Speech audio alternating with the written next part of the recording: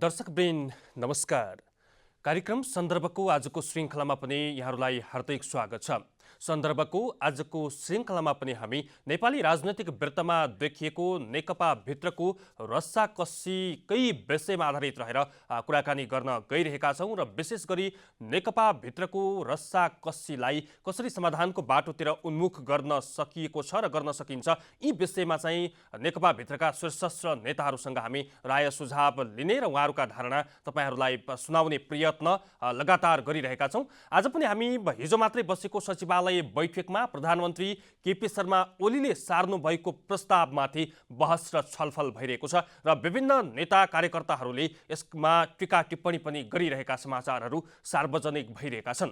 प्रधानमन्त्री केपी शर्मा ओलीले सार्नु भएको प्रस्ताव माधव कुमार नेपाल पार्टीको तेस्रो अध्यक्ष र कोरोना भाइरसको महामारी सकिसकेपछि वामदेव गौतम प्रधानमन्त्री भनेर जसरी यो प्रस्ताव अगाडि सार्नु भएको छ, यसले नेकपामा सहमतिको बिन्दुमा पुर्याउँछ या पार्टी विभाजनको संहारमा पुग्छ, यी अनुत्तरित प्रश्नहरूको उत्तर खोज्ने प्रयास आज पनि निरन्तर जारी छ। आज कुराकानी गर्न नेकपाका स्थायी कमिटी सदस्य डाक्टर वेदुराम भुषाल हाम्रो सम्पर्कमा जोडिनु भएको छ। भुषालजी, यहाँलाई स्वागत छ कार्यक्रम सन्दर्भमा। धन्यवाद। भुषालजी, हामीलाई सुनिरहनु भएको छ, यहाँलाई स्वागत छ कार्यक्रम सन्दर्भमा। धन्यवाद। आजको दिनमा जसरी नेकपा भित्र एउटा रस्साकस्सी देखिएको छ, पार्टीभित्र अन्तर सङ्घर्ष देखिएको छ, यो चाहिँ अलिकति सतहमै पुग्छ कि भन्ने शङ्का अर्थात् संशय पैदा गर्यो। सुरुमा कसरी विश्लेषण गर्नुहुन्छ? विवाद उत्पन्न भएको छ, तर यसलाई चाहिँ पार्टी विभाजनमै पुग्छ कि भनेर सोच्नुपर्ने, त्यति धेरै चिन्ता गर्नुपर्ने आवश्यकता छैन। किनभने हामीले आन्तरिक छलफल बहसबाट नै यसको समाधान निकाल्छौँ। हिजो बसेको सचिवालयको बैठकमा पनि जसरी प्रधानमन्त्री ओलीले दुईटा प्रस्ताव अगाडि सार्नु भएको छ, तपाईँले पनि सुन्नु भएको छ, यसप्रति तपाईँ पनि जगजाहेर हुनुहुन्छ। यो प्रस्तावले पार्टी सहमतिको बिन्दुमा पुग्ला त? उहाँले अगाडि सार्नु भएको एउटा प्रस्ताव चाहिँ अहिलेको संवैधानिक व्यवस्था विपरीत छ। खास गरी कमरेड वामदेव गौतमलाई प्रधानमन्त्री बनाउनु भन्ने प्रस्ताव चाहिँ अहिले संविधानमा व्यवस्था भए भन्दा विपरीत खालको कुरा उहाँले ल्याउनु भएको छ। त्यो चाहिँ एउटा प्रधानमन्त्रीको कुर्सीमा पनि बसिरहेको व्यक्तिले संविधानमै नभएको, संविधानको कुनै प्रावधान नभएको प्रसङ्ग ल्याएर संविधान अनुसार अहिले तत्काल प्रधानमन्त्री बन्न नसक्ने नेतालाई प्रधानमन्त्री बनाउने भन्ने जुन प्रस्ताव गर्नुभएको छ, यो समाधानको प्रस्ताव होइन, त्यसले समाधान दिँदैन। तर उहाँले ल्याएको एउटा प्रस्ताव हो यो प्रस्ताव नै अन्तिम भन्ने हुँदैन। छलफल गर्दै जाँदाखेरि अरू प्रस्तावहरू आउन सक्छन्, उहाँ फेरि पनि ल्याउन सक्नुहुन्छ, विकल्पका प्रस्तावहरू खोज्नु पर्दछ। यो चाहिँ समस्या समाधानको प्रस्ताव होइन। तर जसरी छलफल अगाडि बढेको छ सचिवालयमा र बाहिर पनि अरू हिसाबले पनि छलफलहरू चलि नै रहेका छन्, त्यो छलफलबाट नै निष्कर्ष निकाल्न सकिन्छ भन्ने छलफलहरूका सन्दर्भहरूबाट बुझ्न सकिन्छ। सचिवालय पुनः 20 गतेका लागि बोलाइएको छ। यसमा प्रधानमन्त्री ओलीले न त प्रधानमन्त्री पद छोड्न सक्ने, न पार्टी अध्यक्षबाट ब्याक हट्न सक्ने, यो परिस्थितिले अलिकति शङ्का पैदा गर्छ कि पार्टीमा सहमतिको बिन्दुमा पार्टी पुग्छ भनेर? होइन, यो उहाँको मात्रै विषय होइन। उहाँलाई चाहिँ अध्यक्ष बनाएको, प्रधानमन्त्री बनाएको पार्टीले हो। पार्टीले जे निर्णय गर्छ त्यो उहाँले पनि मान्नुपर्छ। पार्टीका हरेक सदस्यले, कुनै चाहे नेता होस् चाहे कार्यकर्ता होस्, जुनसुकै तहमा बसेको भए पनि अन्ततः व्यक्ति भनेको पार्टीको सदस्य हो। पार्टीको हरेक सदस्यले विधानको व्यवस्थालाई मान्नु पर्दछ र विधान अनुसार पार्टीले गर्ने निर्णयलाई मान्नु पर्दछ। त्यसो भएर यो उहाँको मत हो, तर उहाँको मत नै सम्पूर्ण हुन्छ भन्ने हुँदैन। त्यसकारणले जब बैठकहरू बस्ने छन्, छलफलहरू हुनेछन्, अहिले सचिवालयको बैठकबाट प्रारम्भ भएको छ। सचिवालयको बैठकपछि स्थायी कमिटीको बैठक बस्नेछ, स्थायी कमिटीको बैठकपछि केन्द्रीय कमिटीको बैठक पनि आवश्यक पर्यो भने बस्न सकिन्छ। ती बैठकहरूबाट जे निर्णय हुन्छन् ती निर्णयहरूलाई अध्यक्ष, प्रधानमन्त्री लगायत सबै नेताहरूले मान्नुहुन्छ, मान्नु पर्दछ। त्यसरी हामी सहमतिका साथै निष्कर्ष निकालेर अगाडि बढ्न सक्छौँ। यसको मतलब सचिवालयमा चाहिँ जसरी वरिष्ठ नेता माधव कुमार नेपाल, झलनाथ खनालले चाहिँ प्रधानमन्त्री ओलीले अगाडि सारेका शर्तहरूमा, अगाडि सारेका प्रस्तावहरूमा हस्तक्षेप गर्नुभएको छ, टिप्पणी गर्नुभएको छ, तर उहाँ चाहिँ यसबाट ब्याक हुनु भएको छैन अझै। अबको स्थायी कमिटी बैठकले अर्थात् सचिवालयले एउटा निर्णय निकाल्ला, त्यसपछि स्थायी कमिटी बैठकले चाहिँ यो विवाद समाधान भएर पार्टी एक ढिक्का भएर अगाडि बढ्नेमा विश्वस्त हुनुहुन्छ तपाईँ? पार्टी एकतालाई जोगाउँदै सहमतिका साथ नै हामी अगाडि जान्छौँ, यसमा म एकदम विश्वस्त छु। उहुँ, तर हामीले गर्नुपर्ने केही कामहरू छन्। ती कामहरू के छन् भने उहुँ, यो सरकार बनेदेखि आजसम्मका कामको समीक्षा गर्नु जरुरी छ, उहुँ, पहिलो कुरा। दोस्रो, हामीले पार्टी एकता गरेदेखि यता करिब 2 वर्ष, अब आउने जेठ 3 गते 2 वर्ष पुग्छ। त्यो 2 वर्षमा भएका पार्टी कामको पनि समीक्षा गर्न जरुरी छ। उहुँ, यी दुवै कामको समीक्षा गरेर जब हामी एउटा निष्कर्षमा पुग्छौँ र त्यो निष्कर्षमा के कति उपलब्धिहरू भए, के कति कमी कमजोरीहरू रहे भन्ने कुरा जब आउँछ, त्यसका आधारमा कमजोरीका पाटाहरू बढी छन् र ती कमजोरीको जिम्मेवारी कसले लिनुपर्ने हो भन्नेमा पुगिन्छ। त्यो अनुसार थप कार्यविभाजन, नेताहरूको कार्यविभाजनका निर्णयहरू हुन्छन्। त्यस सन्दर्भमा कसलाई के जिम्मेवारी दिने भन्ने कुरा त्यहाँ पुगेपछि हुन्छ। अब अहिले सचिवालयमा केही जिम्मेवारीको हेरफेरका सन्दर्भमा जे कुराहरू उठेका छन्, उठेका मात्रै हुन्, अहिले कुनै अन्तिम निष्कर्षमा पुगिएको होइन र सचिवालयले गर्ने निर्णय पनि अन्तिम निष्कर्ष हुने छैन। सचिवालयपछि स्थायी कमिटी पछि केन्द्रीय कमिटीमा पुगेर मात्रै ती सबै निर्णयहरूको अन्तिम निष्कर्ष हुन्छ। त्यसो भएर यो बाटोबाट गएर हामीले समाधान खोज्न सक्छौँ। समाधान खोज्ने प्रशस्त सम्भावनाहरू छन् र मिलेर सहमतिका साथ नै अगाडि बढ्न सकिन्छ। त्यसका आधारहरू छन्, त्यसका सम्भावनाहरू छन्। त्यस कारणले यो नेकपा त फुट्ने नै भयो कि भन्ने जुन खालको प्रचार पनि भएको छ र चिन्ता पनि व्यक्त भएको छ, त्यो चाहिँ आवश्यक छैन। त्यसरी जानुपर्ने जरुरी म देख्दिनँ। बैठकबाट घनीभूत छलफल गरेर हामीले निष्कर्ष निकालेर जान सक्छौँ। हाम्रो चाहिँ समाधान खोज्ने उपाय त्यही हो र त्यो उपायमै हामी जानका निम्ति प्रयत्न गरिरहेका छौँ। हामी त्यही बाटो नै जानेछौँ र समाधान खोज्नेछौँ। अर्को प्रश्न एउटा अलिकति बलियो भएर उब्जिएको अर्को प्रश्न, पार्टी एकता विरुद्ध चाहिँ को सक्रिय भयो भन्ने एउटा प्रश्न छ। हिजो मात्रै सचिवालय बैठकमा अध्यक्ष पुष्पकमल दाहाल प्रचण्डले चाहिँ सरकारले त्यति गतिला काम गर्न सकेन भनेर पटाक्षेप गर्नुभएको छ। प्रधानमन्त्री केपी शर्मा ओलीले पार्टीले मलाई सहयोग गरेन भन्नुभएको छ। यो दुई विषयलाई हेर्दाखेरि पार्टी एकता विरुद्ध को सक्रिय आजको दिनमा तपाईँ भन्न सक्नुहुन्छ? पार्टीले असहयोग गरेको त कुनै पनि सन्दर्भ छैन। सार्वजनिक रूपले पनि देखिएका चिज हुन्। सरकारलाई पार्टी कुनै पनि बेला असहयोग गरेको छैन। पार्टी परिचालन, सरकारका योजनाले पार्टीको सिङ्गो पंक्तिलाई परिचालित गर्न सक्यो कि सकेन, प्रश्न त्यहाँ छ। र अहिले प्रधानमन्त्री आफू प्रधानमन्त्री मात्रै हुनुहुन्न, पार्टी अध्यक्ष पनि हुनुहुन्छ। पार्टीले असहयोग गर्यो भन्दा त उहाँ आफैले असहयोग गरेको ठहर्ने कुरा हुन्छ। त्यसो भएर उहाँले पार्टीभित्र चाहिँ सहयोगको वातावरण सिर्जना गर्न सक्नुभयो कि सक्नु भएन त, त्यसको प्रश्न फेरि उहाँप्रति नै तेर्सिन्छ। त्यसो किनभने उहाँ चाहिँ प्रधानमन्त्री मात्रै होइन, पार्टी अध्यक्ष पनि हो। उहाँले आफै पार्टीको सहयोग लिन सक्नु भएन। त्यसो भए यदि पार्टीले सहयोग गरेन भन्ने उहाँलाई लागिरहेछ भने उहाँले पार्टीमा आफै जुन सहयोग लिन सक्ने वातावरण बनाउनु पर्ने थियो त्यो पनि गर्न सक्नु भएन भने त उहाँकै कमजोरी फेरि पनि देखिन्छ। तर मलाई के लाग्छ भने यो पार्टीको असहयोगको कारणले होइन, सरकारले जुन पार्टीको नीति निर्देशनमा चल्नुपर्ने हो, पार्टीमा सरकारले गर्ने महत्त्वपूर्ण निर्णयहरू, खास गरिकन नीतिगत निर्णयहरूको सन्दर्भमा पार्टीमा छलफल गरेर निष्कर्ष निकालेर त्यसका आधारमा सरकार चलाउनु पर्ने हो, त्यो चाहिँ गरिएन। त्यसले गर्दाखेरि नै समस्या सिर्जना भएको।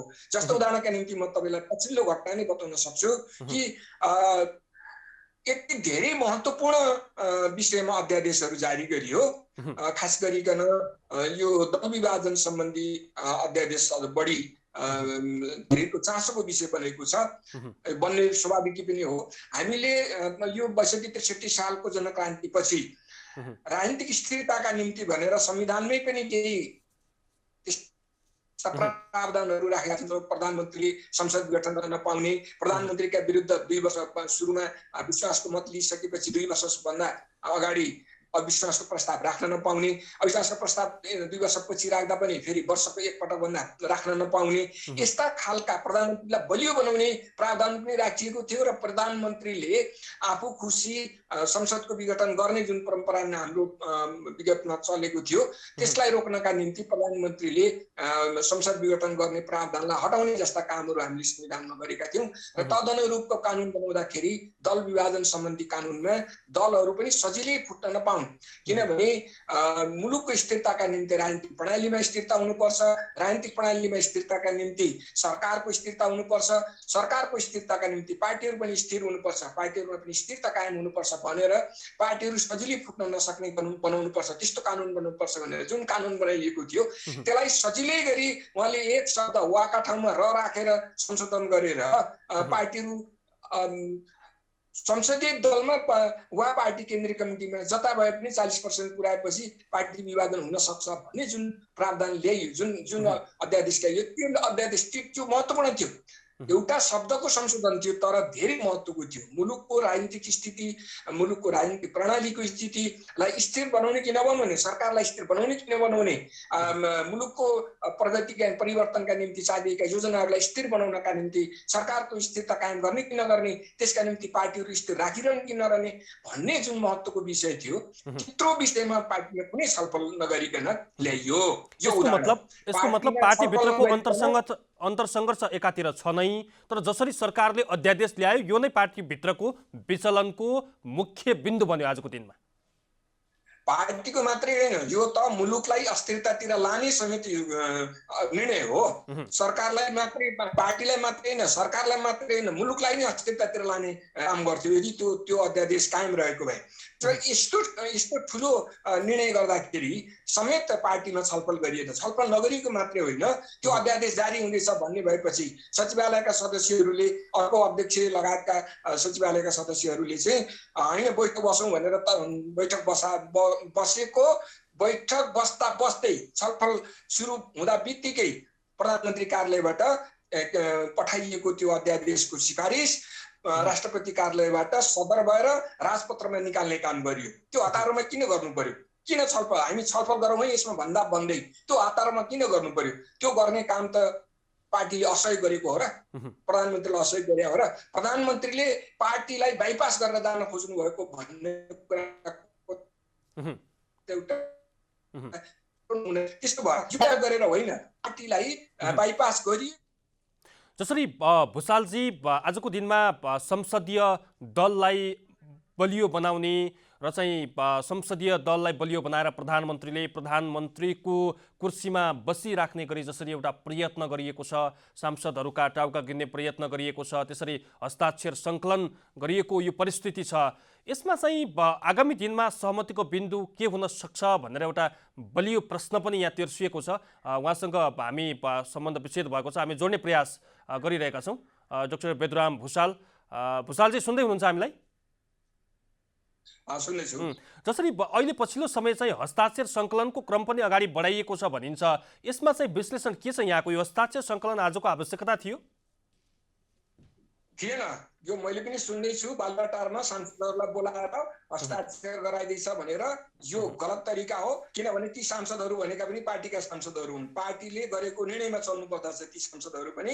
किनभने हिजो प्रत्यक्ष निर्वाचित भएका पनि पार्टीको टिकटमा पार्टीको निर्वाचन घोषणा पत्र लिएर जनताको बिचमा गएर त्यो घोषणा पत्रलाई जनताले समर्थन गरेर टिकट दिएर निर्वाचित हुन् भने समानुपातिकहरू त पार्टीकै नाममा आएको मतबाट गएका सांसदहरू हुन्। त्यसको भएर चाहिँ कुनै पनि सांसद जुनसुकै चाहे प्रतिनिधि सभाको प्रत्यक्ष निर्वाचित होस्, समानुपातिक होस् या राष्ट्रिय सभाको सदस्य होस्, प्रत्येक सांसद पार्टीको सांसद हो। पार्टीको टिकटमा पार्टीलाई जनताले दिएको मतमा ती सांसदहरू भएका हुन्। त्यसो भएर पार्टीको निर्णय सबैले मान्नुपर्ने हुन्छ। अहिले चाहिँ सांसदका टाउका गनेर सांसदलाई हस्ताक्षर बनाएर यो पार्टीभित्रको विवादलाई चाहिँ पन्छाउन खोज्ने तरिका गलत तरिका हो। त्यो आवश्यक मात्रै होइन, त्यो गलत तरिका हो, त्यो बेठिक तरिका हो। आजको दिनमा मध्यमार्गी बाटो चाहिँ के हो? नेकपा भित्रको विवाद समाधान गर्ने मध्यमार्गी खाका के हो? तपाईँ पार्टीभित्रको एउटा दिग्गज नेताको रूपमा परिचित पनि हुनुहुन्छ, तपाईँ सहमतिको बिन्दुमा पुर्याउन सक्ने, निर्णय गर्न सक्ने क्षमता तपाईँमा पनि छ। मध्यमार्गी बाटो चाहिँ आजको दिनमा के हुन सक्छ विवाद समाधानको? होइन मध्यमार्गी वा अर्को कुनै मार्गी भन्नै पर्दैन, एउटा मात्रै बाटो हो। त्यो बाटो भनेको पार्टीका बैठकहरू बस्ने, छलफल गर्ने, त्यहाँबाट निष्कर्ष निकाल्ने र त्यहाँबाट निस्केका निष्कर्ष निर्णयलाई सम्पूर्ण पार्टी सदस्यहरूले, अध्यक्षहरूदेखि लिएर सामान्य तल सेल कमिटीमा बस्ने पार्टी सदस्य सबैले मानेर जाने एक मात्र बाटो हो, एक मात्र विकल्प, अरू कुनै विकल्प पनि छैन, अर्को कुनै बाटो पनि छैन। अब बस्ने स्थायी कमिटी बैठकमा जस्तो सचिवालयको निर्णय पछिको स्थायी कमिटी बैठकमा चाहिँ यी सबै विषयहरूमा छलफल, घनीभूत छलफल भएर पार्टी विभाजन हुनबाट जोगिनेमा चाहिँ तपाईँ प्रष्ट विश्वस्त हुनुहुन्छ? एकदम म ढुक्क छु, किनभने हामीले यस्ता धेरै ठुला समस्याहरू, यस्ता धेरै ठुला विवादहरू विगतमा चाहिँ पार्टीभित्र छलफल गरेर नै टुङ्गाएर आएका छौँ।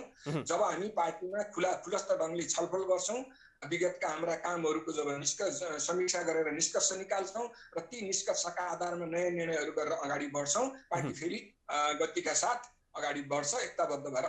हामी निष्कर्षमा यसरी पुगौँ, अबको सहमतिको विकल्प भनेको प्रधानमन्त्रीको राजीनामा नै हो, यहाँको चाहिँ भित्री निष्कर्ष